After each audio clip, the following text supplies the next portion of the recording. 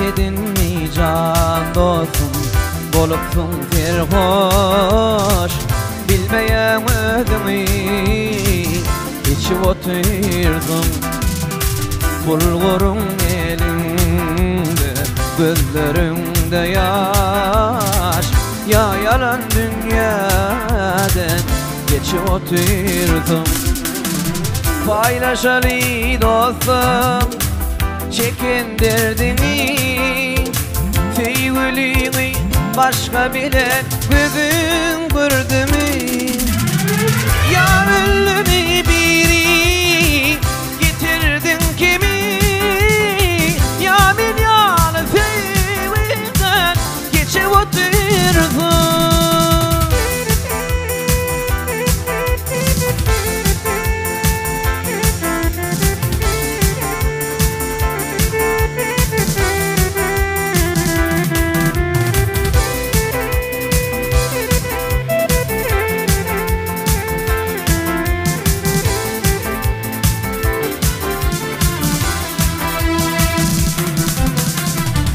Dördümde feydim Göler bargıydı, sarpasın saklardım, çekerdim nebi.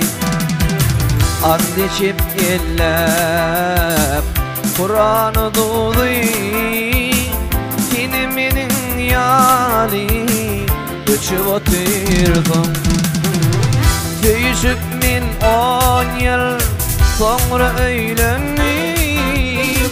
Şondan oğlum olayım, dostum benim. Ben bunun işleri barın son bildim. Bin kimin öyümden aran aşıp oturdum.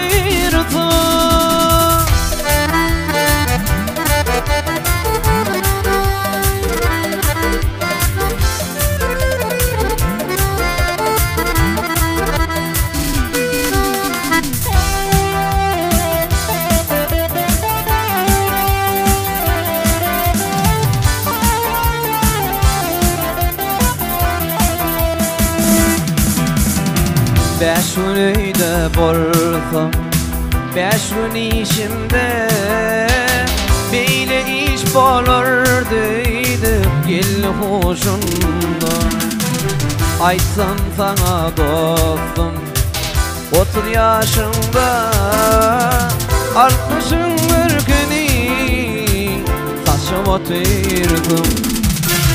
Oğlum bilin kalım, yok başka çare. Alıp gitti bar koşun ul başka yara.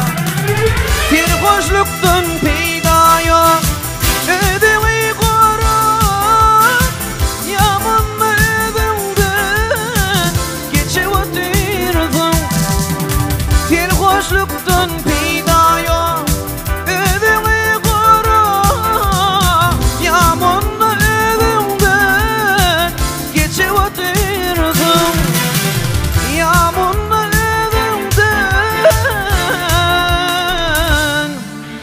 oturdum.